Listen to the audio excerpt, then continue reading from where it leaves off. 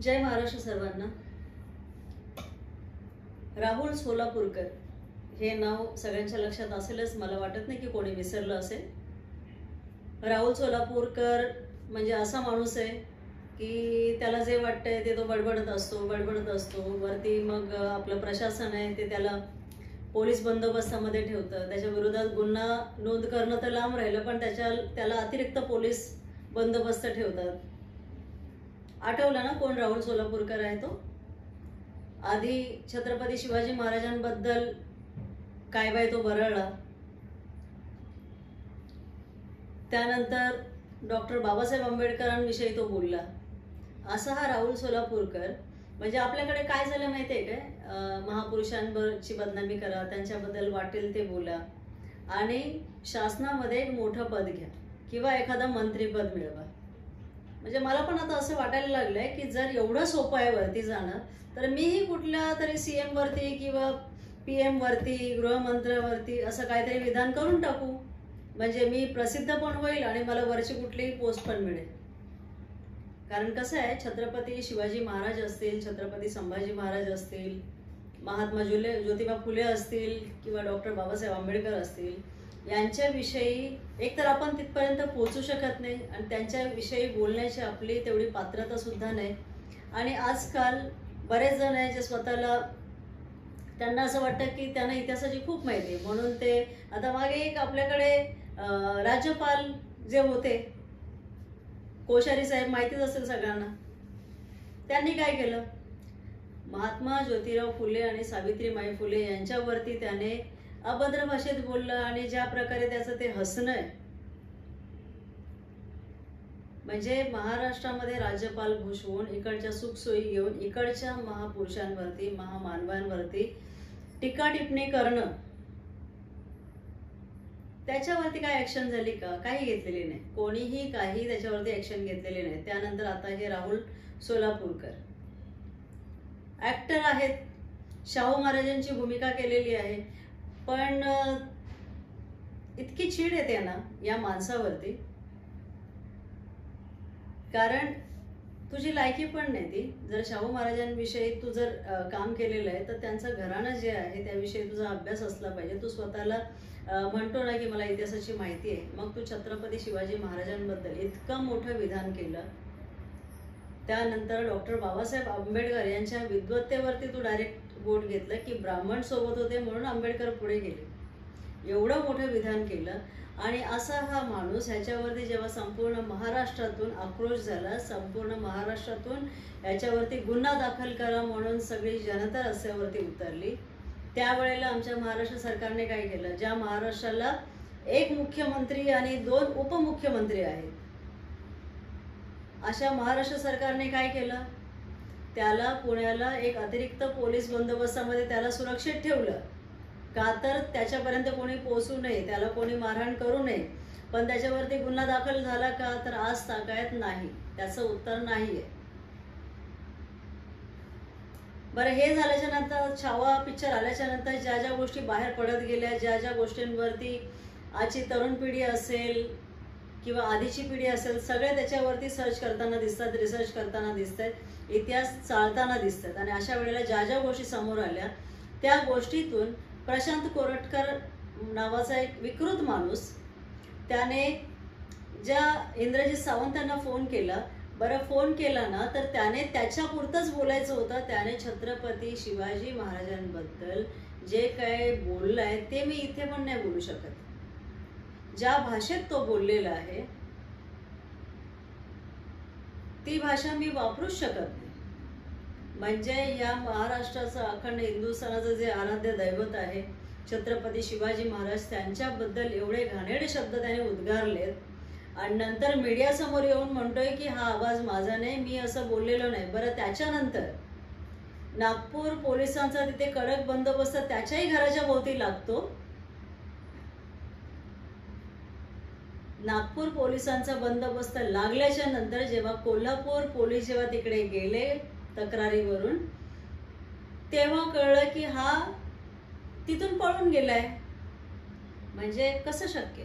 तिथे पोलिसांचा बंदोबस्त असताना, घरात त्याची बायको, त्याची मुलगी असताना तो तिथून पळून जातो। कोण म्हणते तो विमानाने जाणार होता इंदोरला, कोण म्हणते तो बाय रोड गेला, पण पोलिसांना कसं कळलं नाही की तो पळून गेला ते? म्हणजे कळतंय ना त्याला पळवून लावण्यामध्ये कोण होतं. आता तो पळून गेला म्हणजे तो अटकपूर्व जामीन करणार आहे 100% तेव्हाच माहिती होतं. आणि आत्ताची बातमी आहे की त्याने कोल्हापूर सत्र न्यायालयामध्ये अटकपूर्ण जामिनाची मागणी केलेली आहे. म्हणजे कसं आहे ना, आमच्या महापुरुषांवरती बोलायचं आणि नंतर पळवाटा काढायच्या. बरं, त्या पळवाटा काढायला मार्ग जागा कोण करून देतं?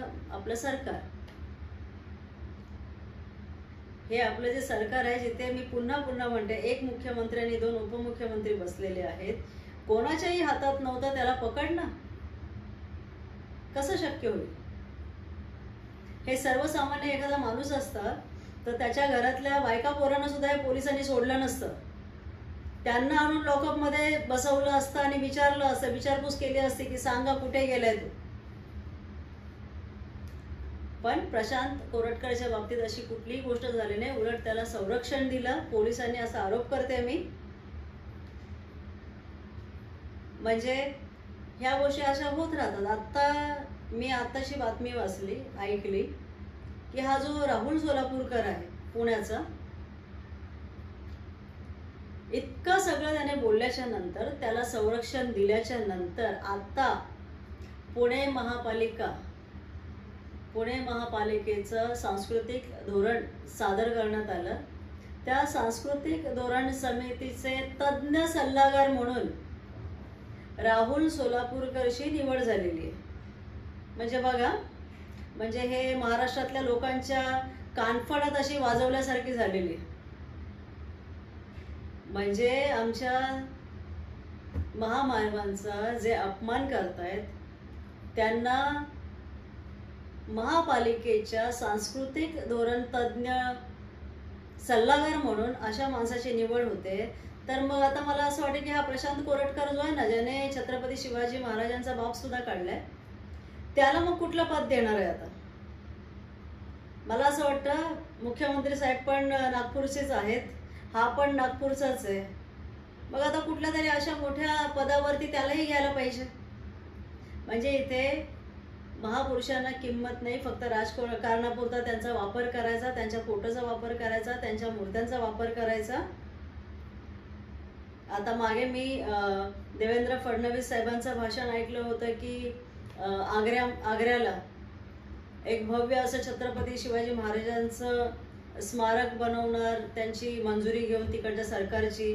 बरं वाटलं होतं ऐकून. म्हटलं चला, इथल्या अरबी समुद्रात पुतळा होत नाहीये, स्मारक होत नाहीये, तिकडे करतायत, बघूया तिकडे तरी होत आहे का.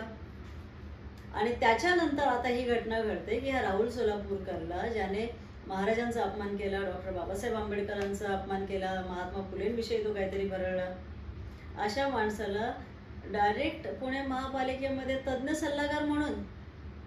मग आता प्रशांत कोरटकरसाठी पण एखादं पद असेलच शिल्लक. म्हणजे बघा, आता सर्वसामान्य जनता त्यांनी बघायचं हे सगळं. कारण मतदानासारखा एवढा बहुमूल्य अधिकार जेव्हा तुमच्या हातात असतो आणि तो तुम्ही बजावत नाही किंवा चुकीच्या माणसाला जेव्हा निवडून देतात, त्याचे हे सगळे परिणाम असतात. एकाधिकारपणा जो येतो ना, त्याचे हे परिणाम असतात. म्हणजे ज्या आपल्या महापुरुषांनी आपल्यासाठी जे जे केलं, जो त्रास भोगला, ज्याच्यामुळे आज आपलं अस्तित्व आहे, त्या महापुरुषांना काही बोलायचं, केंद्रात किंवा महाराष्ट्र शासनात एखाद्या मोठ्या पदावरती जायचं आणि आपलं आयुष्य व्यवस्थित काढायचं. पुन्हा असं काही आलं की पुन्हा त्यांच्याबद्दल काहीतरी बरळायचं, ही सवय लागलेली. आता महाराष्ट्र जनतेने या गोष्टीची सवय करून घ्यायची का? आता फडणवीस साहेबांनी याविषयी आणखीन कोणतं धोरण आखलेलं आहे, कुठली धोरण समिती आता प्रशांत कोरटकरसाठी बनवून ठेवलेली आहे, याचंही उत्तर द्यावं फडणवीस साहेबांनी. की तुम्ही जनतेच्या कसोटीला खरे उतरलेले नाही. शेवटी ब्राह्मण म्हणून तुम्ही ब्राह्मणाचीच बाजू घेतलेली आहे. इथे तुम्हाला ना छत्रपती शिवाजी महाराजांविषयी काही वाटत, ना डॉक्टर बाबासाहेब आंबेडकरांविषयी काही वाटत. हे तुम्ही राहुल सोलापूरकरला एका पदावरती घेताना हे दाखवून दिलेलं आहे. मी पुन्हा पुन्हा म्हणते, धर्माचं विषयी मला बोलायला आवडत नाही, पण शेवटी आपले मुख्यमंत्री साहेबांनी हे दाखवून दिलेलं आहे. तेव्हा आपल्याला तर पटलेलं नाही. महाराष्ट्राच्या जनतेने काय ते बघा ठरवा. असेच जर गप्प राहिले ना तर एक दिवस आपल्या हातात काहीच उरणार नाही. कोणीही या आणि टपले मारून जा अशी अवस्था होणार आहे. त्याच्यामुळे बघा वेळीच सावध राहा. एवढं बोलून थांबते. जय हिंद, जय महाराष्ट्र.